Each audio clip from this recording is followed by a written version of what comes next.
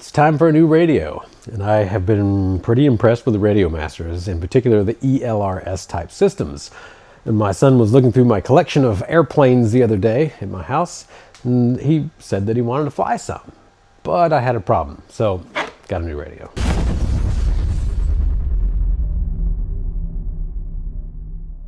You may be wondering, what was the problem that I had? It's that all my radios are so old that I can't get receivers for them anymore. The newest one that I have is the Spectrum DX7.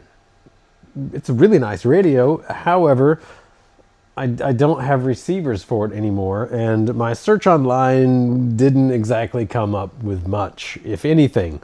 Some old ones on eBay that I could pay an arm and a leg for, but we've got new stuff out with really inexpensive radios, so I figured maybe time to upgrade. And this is the pocket size. I didn't want a full size, at least for this. Not only was the cost low on this, I don't even remember how much, but it's also something that'll be easier for my son to handle. He's only 12 years old. It comes with a quick start guide. It comes with, looks like some extra springs for the various channels. And this one is made to pack and go fairly easily with. Look at the size difference. Not only is there a huge size difference, but the protocols are so much more advanced.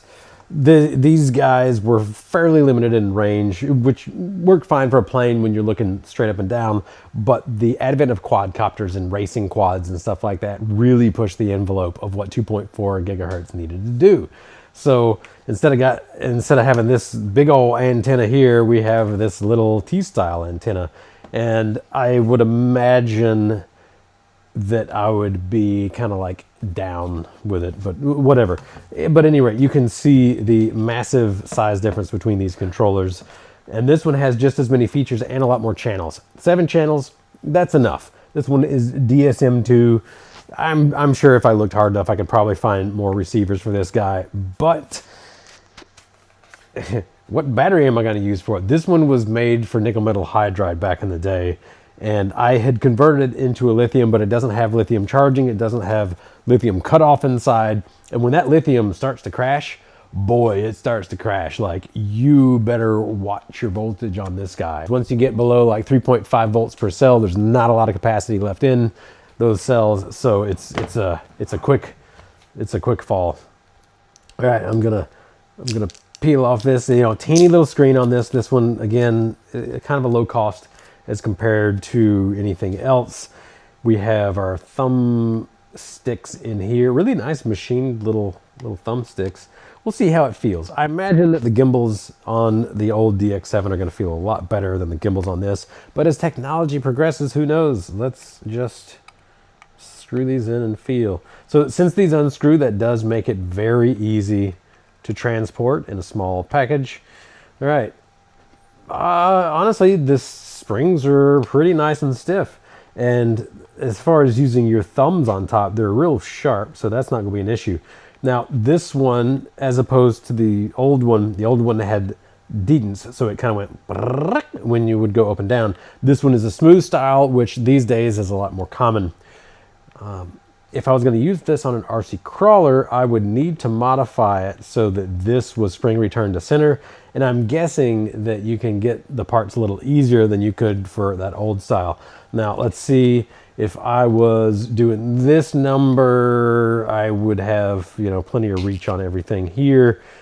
If I'm doing like this, I'm going to be triggering like so. Certainly not impossible. Okay, these are on off. These are 3 position here. It looks like we have single tap down here and then a wiper or a potentiometer there. That's a little stiff on that, so I may want to use that for mixing or something to that effect. But then we also have this, and this might just be for rolling through menus and stuff. The nicer thing about this radio, in my opinion, is that it uses 18 650s. So we open up these rubber seals on the back, and you have to buy the battery separately. That is a part of it, but you can dictate whatever quality that you want on 18 650s. I do believe I got all this from Rotor Riot. All right, so negative, which side is negative? That side is negative. There we go. And hopefully, negative on that side. These don't have buttons on the end of the cells, which actually allows them to have just a teeny bit more capacity because you're not taking up room with a button. Let's see, 18650 BDs. Do we have anything on capacity? It doesn't look like anything is listed on these. No, the relatively generic low-cost 18650s, but they were sold through a reputable brand, so I wasn't too worried about them. If you're getting something off of Amazon or eBay, you gotta really watch out, because a lot of them will say what their capacity is and it'll be way overstated. It'll be impossible, as a matter of fact. I have seen 18650s listed at like 10 amp hours, and it's not a thing, but they will definitely sell you them as a thing. And then if you capacity test them and call them out on it, we'll give you a refund or whatever. But at the price that they sell them at, they're still making lots of money even with a refund. Because if you, let's say you get a 10,000 milliamp, a 10 amp hour battery, and it's giving you 5, then they'll offer you 50% off, which is still for them money making, because more than likely they were B grade cells to begin with on these eBay and Amazon sort of websites. They're almost always B grades from what I found. Maybe you found a good vendor. Let me know in the comments, although it's very fleeting to find good vendors and be able to relocate them again later in life, at least on Amazon and eBay. There we go. So on this, I should just be able to plug it into USB and it'll charge itself. It does look like we have an SD card, which I'm not sure what that holds. I haven't read the instructions yet, but that could be useful for transferring profiles and things of that nature. So we got to hold it down. There we go. Welcome to HTX. Throttle warning. Throttle, not idle. So this one does have the setting where you have to throttle all the way down. That's pretty typical on a lot of air radios. That would be a problem if I set this for neutral up here, but that's something for me to look into the future. I'll probably have to get a second radio for that. But overall, it's probably exactly the same menu. It's got games in here: Asteroids, Breakout, Pong, Simulator, Snake, Extras, probably Tetris there. And this guy, yep. All right, so I am Wizard Loader, okay. I'm guessing that is, let's just look. Plane, Delta, oh nice. So it's already got presets in here for us. We'll go to plane. Got an engine. Let me just back out of here. I'm gonna back, page back. Got a back, page back. No, I don't want any of that. Go away. I'm just gonna turn it off. I don't want to start messing things up before I even get into it. Welcome to HTX. There we go. Cool.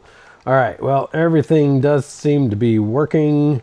It's giving me all the heads up that I need on here. And yeah, I think this will be great. And I can even use it on ground-based models if I want to. I could certainly have throttle on this side, steering on this side, and then, I don't know, rear steer on the other or whatever. I'll figure it out as we go along. But I think for my son's want of going flying on with some of my planes, I'll probably have to give him a slow flyer. This will be great. I have a bunch of these ER4 receivers, which is ELRS, so it's compatible with this, and it's compatible with my crawlers, so I could bind this with my crawler at any point in time, and we'd be great.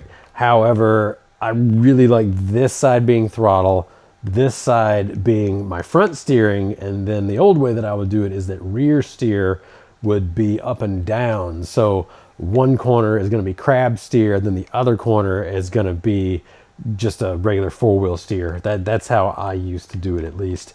And I guess I really wouldn't need much more. What would we use? Well, we could use this for dig and burn. We could mix, of course. I'm getting off into the weeds here. This is not why I bought this radio.